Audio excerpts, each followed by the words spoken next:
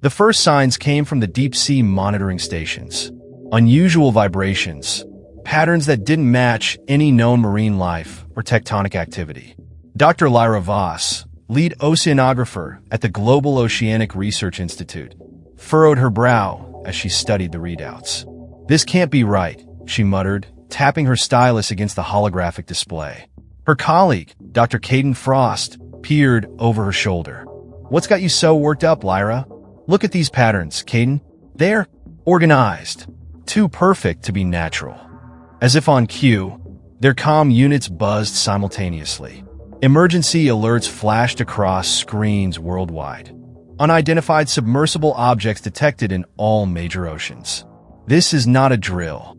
Within hours, sleek, iridescent vessels breached the surface of waters around the globe. Their designs defied human engineering. No visible seams, propellers, or windows. Just smooth, undulating surfaces that seemed to ripple like water itself. Governments scrambled. Military forces mobilized. But the vessels made no aggressive moves. They simply waited. Days passed. Attempts at communication yielded nothing but eerie silence. Until on the fifth day, it happened. A massive hologram flickered to life above the alien flagship in the Pacific. A being unlike anything humanity had ever seen materialized. Its body was translucent, with swirling currents visible beneath a skin that looked like living glass. Multiple tendrils waved gently, as if suspended in water. When it spoke, the voice resonated not through the air, but through the water itself. Coastal cities felt the vibrations in their bones. People of the dry world, the entity's voice reverberated. "We are the Hydrolections. We come seeking sanctuary." The world held its breath. Our home, once a paradise of endless oceans, is dying. Our waters grow toxic, our young unable to survive. We have traveled far, searching for a world that could sustain us. And we found you. Lyra and Caden exchanged glances. This was unprecedented. First contact, and it came from beings who live in the seas. The Hydrolection continued, its form rippling with what seemed like emotion. "We do not wish to displace you. We ask only for a share of your vast oceans, a place where our kind can thrive once more. In exchange, we offer knowledge beyond your imagining. The secrets of the depths, technologies that could revolutionize your world." It was a proposal that shook the foundations of global politics. Emergency sessions were called. Debates raged. Could Earth trust these visitors? Could they afford not to? In the end, desperation won out. The Hydrolection's pleas seemed genuine, and the potential benefits were too great to ignore. A provisional agreement was reached. Designated areas of the ocean would be open to Hydrolection settlement, under strict supervision. As the first Hydrolection cities began to take shape beneath the waves, a mix of excitement and unease gripped the planet. Dr. Lyra Voss found herself at the forefront of the interaction, tasked with leading a team to study and communicate with the newcomers. "I can't shake this feeling, Caden," she confided to her friend as they prepared for their first dive to a Hydrolection outpost. "It all seems too perfect, doesn't it? Their timing, their technology." Caden nodded grimly. "I know what you mean, but what choice did we have? If they're truly refugees, then we've done the right thing," Lyra finished. "But if they're not?" The unspoken hung between them. If the Hydrolections weren't what they claimed to be, humanity might have just handed over the keys to their own destruction.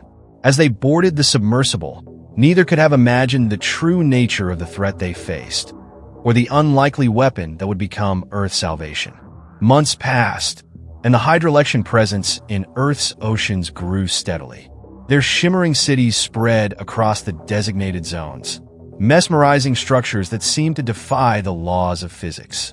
Dr. Lyra Voss spent countless hours studying their technology, marveling at the apparent harmony between the aliens and their watery environment. "It's extraordinary," Lyra exclaimed, reviewing footage from her latest dive. "The way they manipulate water currents, their bioengineering, we could solve our energy crisis, revolutionize medicine." Her enthusiasm was shared by many. The Hydrolections had made good on their promises, sharing technologies that were already changing life on the surface. Desalination plants now operated at unprecedented efficiency. New treatments for previously incurable diseases were in trials. It seemed like a new golden age was dawning, but not everyone was convinced. Admiral Zara Thelos of the United Earth Navy narrowed her eyes as she studied the latest satellite imagery. "They're expanding again," she growled, turning to her aide, Lieutenant Cav.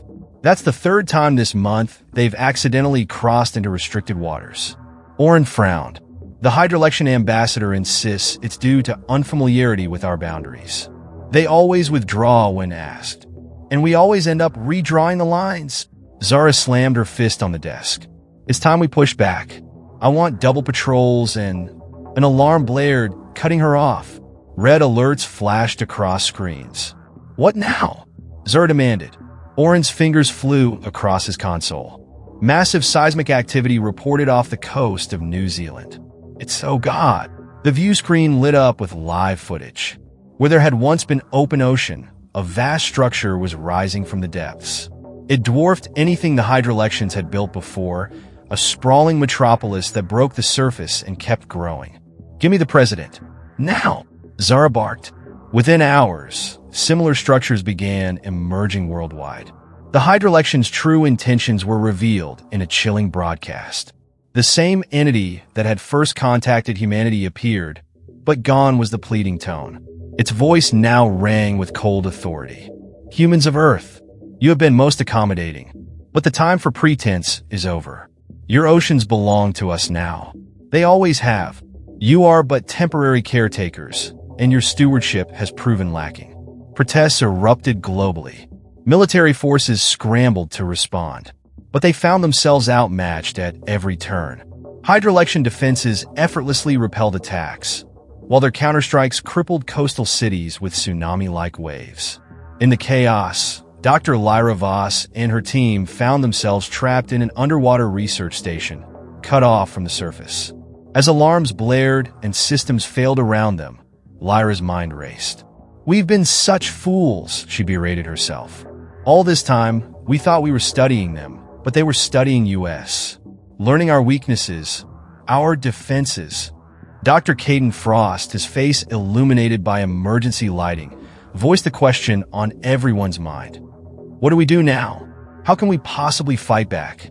Lyra's eyes darted to a porthole where a piece of discarded plastic drifted by, ignored by the sleek Hydrolection vessels. A wild, desperate idea began to form. "Maybe," she whispered, "we don't need to fight. Maybe we just need to poison the well."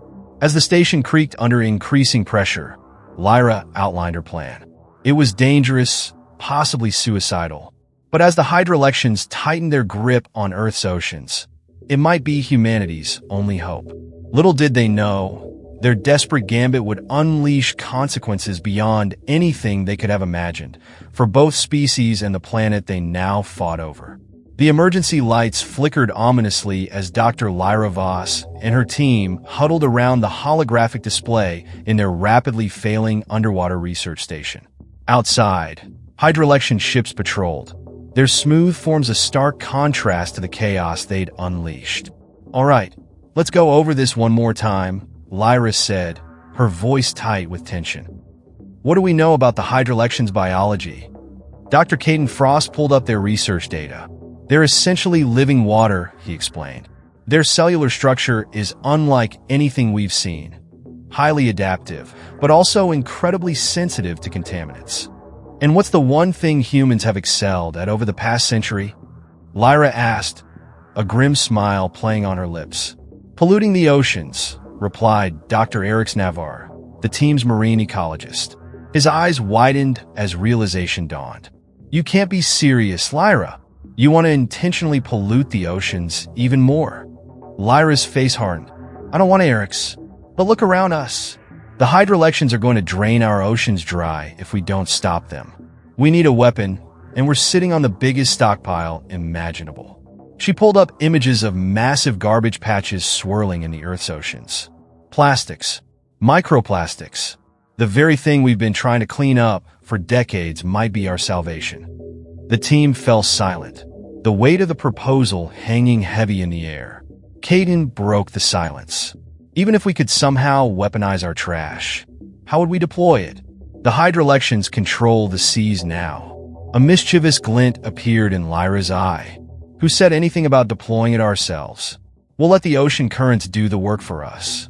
Over the next fevered hours, as their oxygen supplies dwindled and the station's integrity weakened, the team formulated their desperate plan. They would need to escape, to reach the surface and convince what was left of the world's governments to enact their strategy.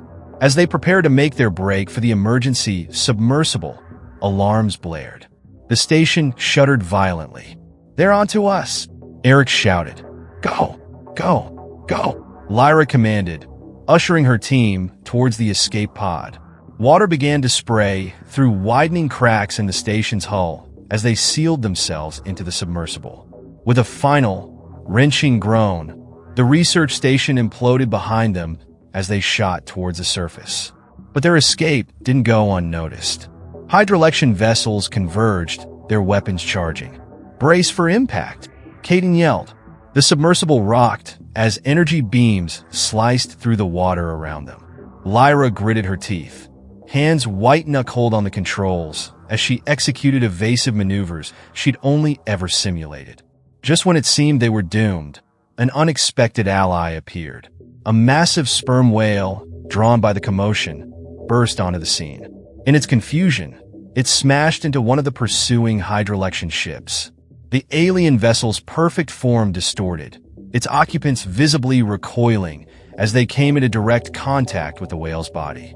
In that moment of chaos, Lyra saw their chance. She gunned the submersible's engines, rocketing past the disoriented Hydrolections. As they broke the surface, gasping in the salty air, the team watched in awe as the damaged Hydrolection ship struggled. Its sleek surface was marred, bubbling and warping where the whale had struck. "Did you see that?" Eric's exclaimed. "The whale. It hurt them somehow." Lyra's mind raced. "It wasn't the whale itself," she breathed, the pieces falling into place. "It was what was on the whale. Microplastics embedded in its skin, in its blubber." The implications were staggering. Their theory wasn't just plausible. They had proof of concept. As they sped towards the nearest human-controlled shore, dodging Hydrolection patrols, Lyra's determination solidified. They had a weapon. Now they just needed to convince a broken world to use it. Little did they know, their discovery would set in motion a chain of events that would challenge not just the fate of humanity and the Hydrolections, but the very future of Earth's oceans themselves. The world was in chaos. Coastal cities lay in ruins, millions displaced by the Hydrolection onslaught. What remained of Earth's governments had retreated inland, desperately trying to regroup and mount a defense against an enemy that controlled the seas. It was into this maelstrom that Dr. Lyra Voss and her team arrived, battered but alive, with a plan that sounded like madness. "You want us to do what?" General Cora Steele of the United Earth Defense Force bellowed, her scarred face contorted in disbelief. Lyra stood her ground. "You heard me, General. We need to dump every piece of plastic we can get our hands on into the oceans. It's our only chance." The war room erupted into angry shouts and protests. Dr. Caden Frost stepped forward, his quiet voice somehow cutting through the din we've seen at work. "The Hydrolection's biology is incredibly vulnerable to plastic contamination. It disrupts their cellular structure, poisons them from within." "So you're proposing we poison our own oceans even further?" a UN representative asked, horrified. "The oceans are already lost to us." Dr. Eric Navarre countered. "If we don't act now, there won't be anything left to save." Hours of heated debate followed. But as reports continued to pour in of Hydrolection advances, of dwindling freshwater reserves as the aliens drained lake after lake, desperation won out. Operation Plastic Storm was greenlit. What followed was the largest coordinated effort in human history. Every nation, every community was mobilized. Landfills were excavated, recycling centers emptied. Anything and everything plastic was collected, from water bottles to children's toys. Fleets of aircraft, some little more than retrofitted crop dusters, took to the skies over the oceans. Ships braved Hydrolection patrols to reach the great garbage patches, breaking them up to speed dispersal. Even inland, plastic was dumped into rivers and streams, using the planet's natural waterways as a delivery system. The Hydrolections, at first, seemed confused by the humans' actions. Their ships avoided the debris fields, treating them as nothing more than a nuisance. But as weeks passed, the effects began to show. Reports came in of Hydrolection vessels malfunctioning, their perfect forms developing strange lesions. The massive cities they'd raised from the depths began to show signs of instability. Lyra and her team worked around the clock, analyzing data and refining their strategy. "It's working," she exclaimed, poring over satellite imagery. "Look here, and here, their structures are starting to break down." But their celebration was short-lived. A priority alert flashed across their screens. The Hydrolections had launched a desperate counteroffensive. Massive tidal waves, like nothing seen before, slammed into coastlines around the world. Millions more were displaced as the aliens tried to push back the encroaching plastic pollution. "They're trying to flush it all away," Caden realized, horror dawning on his face.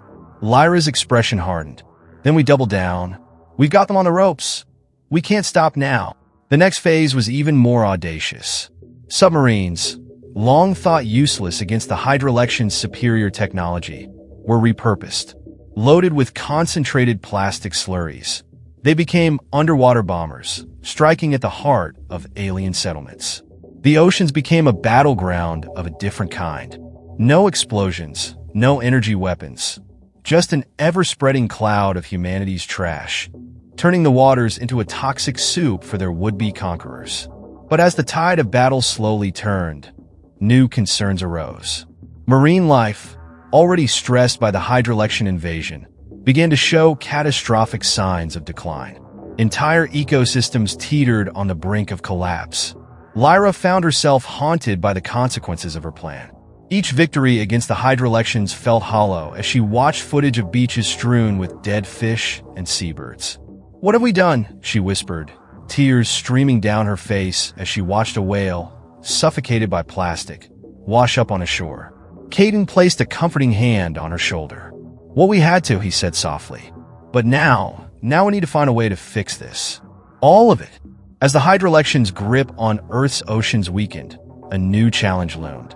How could humanity claim victory if they destroyed the very thing they were fighting for? The fate of two species and an entire planet hung in the balance. And Lyra knew that her next decision could determine whether Earth would have any future at all. The world held its breath as the last Hydrolection strongholds crumbled. Humanity's desperate gambit had worked, but at a terrible cost. The oceans, once teeming with life, now churned with a toxic soup of plastic and alien debris. Dr. Lyra Voss stood on the bridge of the Uyan Horizon, Earth's most advanced research vessel. Her face was gaunt, haunted by the weight of what she'd set in motion. "Status report," she commanded, her voice hoarse from too many sleepless nights. Dr. Caden Frost's fingers danced across holographic displays. Hydrolection activity is down to less than 5% of peak levels. But, he paused, swallowing hard, marine ecosystem collapse is accelerating. We're looking at near-total biodiversity loss in the next 6 months if nothing changes. Lyra closed her eyes, fighting back tears. They'd save humanity from alien domination, only to poison their own world in the process. "There has to be a way to fix this," she muttered, more to herself than anyone else. Suddenly, alarms blared. "Massive energy signature detected," Caden shouted. It's like nothing we've ever seen." The ocean before them began to churn and glow. From the depths rose a structure that dwarfed even the largest Hydrolection city ships. Its surface rippled and flowed, somehow both solid and liquid at the same time. "My God," Eric's breathed. "It's their homeworld. They brought their entire planet." A familiar voice reverberated through the water, shaking the horizon to its core. It was the Hydrolection leader, but its tone was different now. Tired, defeated. "Humans of Earth," it began, "you have bested us. Our invasion has failed. But in your victory, you have doomed yourselves and this world we sought to claim. Screens across the ship lit up with images from deep within the alien world ship. Lyra gasped. The Hydrolections were dying, their once beautiful forms twisted and corrupted by plastic contamination. But more shocking were the creatures surrounding them. Earth fish, whales, even birds, all adapted to live within the Hydrolection environment. We did not come only as conquerors, the voice continued. We came as guardians, preserving the life of your oceans as we consumed them. Life we knew you would destroy in your short-sightedness. Lyra's mind raced. In their desperation to save Earth, they'd nearly destroyed it. But here, within the alien vessel, was a second chance for both species. She grabbed the comm unit. This is Dr. Lyra Voss. We never wanted this war. We never wanted to poison our oceans. Please, help us fix this. There was a long, tense pause. Then, why should we help those who have destroyed us? Because it's the only way either of us survives. Lyra pleaded. Your technology, our determination, together, we might have a chance to undo this damage. To create something better. Hours passed as negotiations unfolded. Slowly a plan took shape. The Hydrolection's world ship would become a vast, floating environmental restoration platform. Their advanced filtration systems would cleanse the oceans of plastic, while Earth scientists worked to heal and restore the aliens' poison forms. It would take decades, perhaps centuries. The oceans would never be quite the same. But as the first joint human Hydrolection teams began their work, a new sense of hope blossomed. Lyra stood on the deck of the Horizon, watching the sun set over an ocean that no longer belonged solely to Earth or the Hydrolections, but to a shared future they would build together. You know, Caden said, joining her at the railing, in a weird way, plastic might have saved us all. It brought us to the brink, and then brought us together. Lyra nodded, a tired smile playing on her lips. Let's just hope we've all learned our lesson. About war, about pollution, about thinking we can control the oceans. As if in answer, a pod of dolphins, among the first successfully reintroduced species, breached the waves nearby. Their clicks and whistles carried a message that both humans and Hydrolections were only beginning to understand. The oceans belong to no one, and to everyone,